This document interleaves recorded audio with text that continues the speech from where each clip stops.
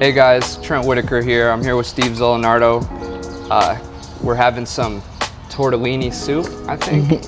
I'm not sure what this is called. No, it's tortilla. Tortilla? So it's like actually tastes like a tortilla, but they put it in soup form. So yeah, So it's actually really good. where are we at, Steve? So we're at one of my favorite restaurants. This is Divieto's in Estero. This was actually my first restaurant I came to when I was here searching.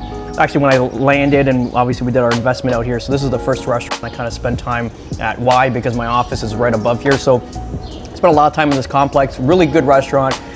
Very consistent Italian food, and also one of the best old fashions I've ever had is at this facility, or this restaurant rather. So the smoked old fashioned. If you're ever in town at Divieto's, get the smoked old fashioned. It'll change your life. It's so damn good. You're talking about the drink? Yeah. I don't think I've ever heard anyone say that there's a good old fashioned. Really? They're all good? No, it's just a bunch of different liquors, right? But it somehow tastes like lemonade. I've had one time. I'm not a big old fashioned guy.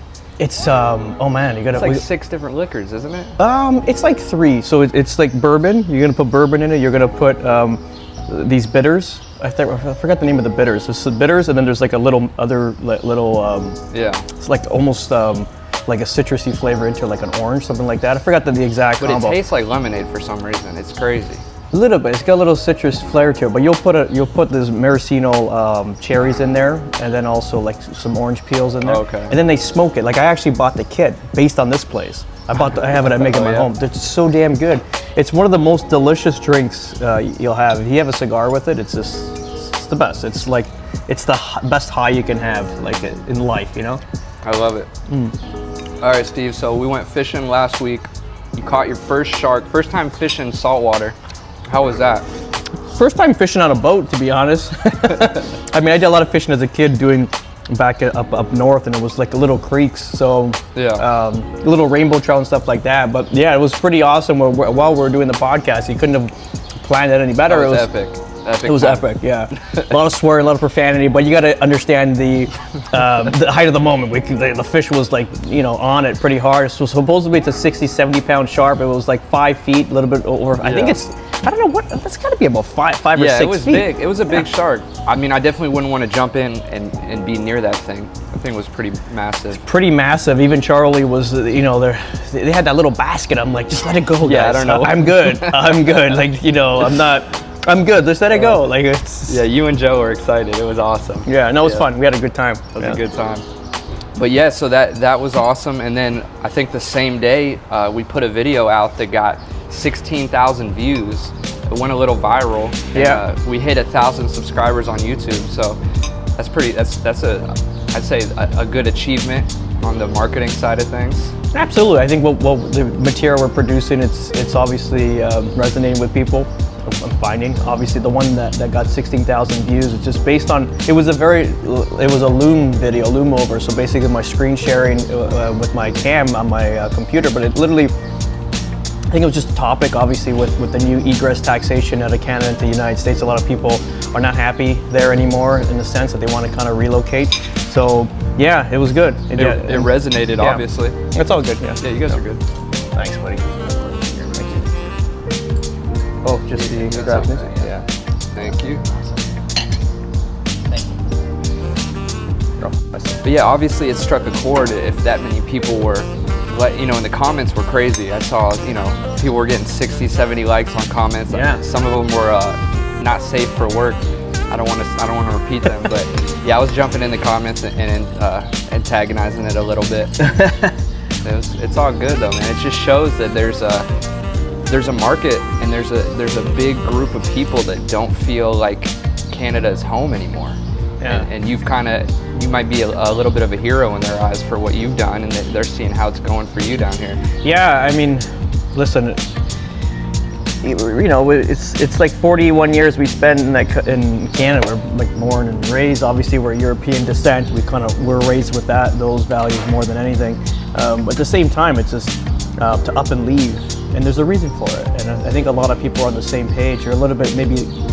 So why I posted that, to be honest, is that I've been telling the last couple of years that the government can't allow so many people to egress, especially with wealth, and what they're going to do is they're going to tighten that down, so you're going to be entrapped, basically. It's entrapment. You won't be able to leave. based on if you sold everything, like what is that going to look in taxation? So if it's not going to make it worthwhile, you're going to stay put. So I was been warning people the last couple of years based on this, and it's just, you know, that literally came to fruition last week where we started to see this as a bill that they're going to start reviewing in the Senate and in our Parliament. So this is why I kind of put it together. It's just people got to get on it right now. If they don't, it's not going to happen. And listen, America's not perfect. We know that, but it's a damn good country, honestly. Like if there's hope for a future for our children, for just to live a normal life. Like, you know, again, we don't want to get tied up in politics, but I just want to live a normal life. Yeah. What it is right now, what I would consider like living in Florida right now is like living in the 80s in Canada. Okay. It was the exact same thing. It was just. It's so nice. Every day is just nice. Okay, the weather's obviously amazing here, but I mean, just in general, the people are great. The people that I met and mingle with are all great. People in our neighborhoods are great. Obviously, there's going to be a few people you don't want to associate your with, but ultimately, like in general, like 95% of everything we found is amazing. Yeah. I mean, it's scary that's how it starts, right? It starts with, hey, we're going to fine you if you leave, but it's like, where does it end? If they've already decided to go over to not the let me reward you if you stay, let me punish you if you penalize you if you leave. It's like where's it gonna go? What's the next step? Because now all that's gonna do is that might motivate more people than it does deter them. Absolutely. You know? It's weird because I don't know, we kind of look at pressure a little differently. I don't know if it's the way you grew up and you're just always like stressed, you're under a lot of stress. Yeah. As you get older, like you don't even, it's weird, right? You don't, it doesn't, you just life goes on. You could just put more bales of hay on your back like a farmer. It's just like you can carry more for some reason. You're just. Well, you get used to like that speed you operate at. Yeah. That load that you handle. You know, it's funny. It's almost like if you're used to operating at this high functioning, like big workload, when it kind of eases up or you take some of the weight off, it's almost worse. It's almost harder. Mm-hmm. Like I like to maintain being busy and maintain, you know, having a lot to do. If I don't have a lot of things like on my plate, I feel kind of, you know, like almost lost in a sense of just like, what am I doing right now? So it's good. I like being busy like that. What's that line? Idle hands is the devil's something? Oh, yeah. Idle hands do the devil's work or something. Something like that.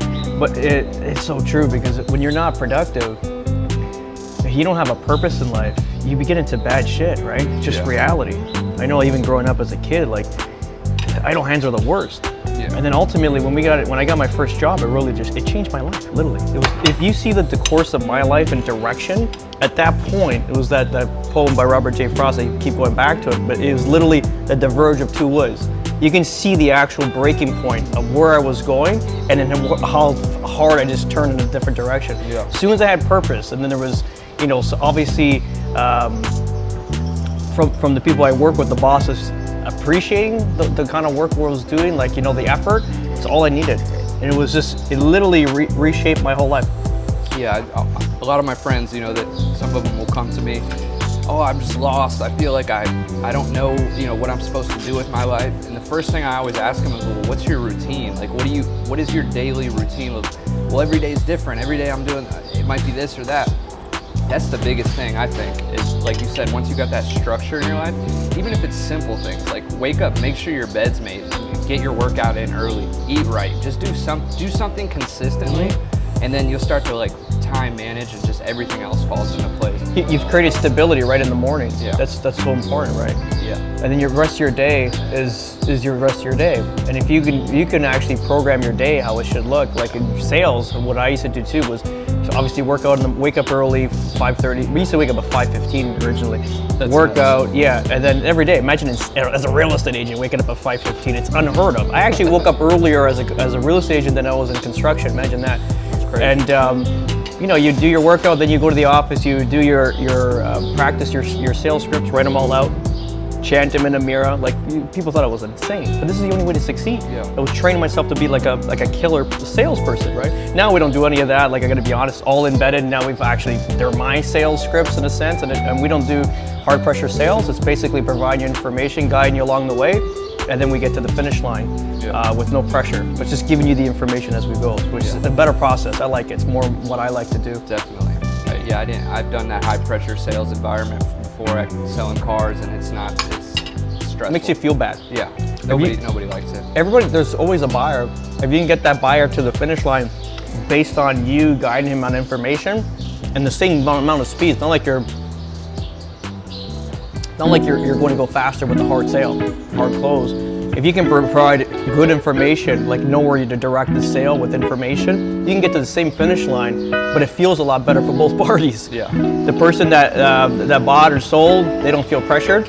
Clearly, they made decisions based on their own accord on the information provided, and they're good. They you just kind of blend right in there. You're not a threat anymore, because when you go to those hard sales, like you can smell it now. Like people are so smart, especially the younger generation. They can smell if they're getting sold hard. Yeah. Like some of these sales reps that we deal with the builders, you can tell the age difference. Like one guy I was dealing with, I don't want to mention the area, but you can see the structure. It's just like, it's all about me and I'm the man. It's like, buddy, it's not gonna work. I went to the next sales guy, younger, around my age, probably mid 30s to early 40s, and he's like me, service provided, always answer the phone, gives you the right information, sincere, happy for you, and you know what, everyone feels good, and that's the best way to do it.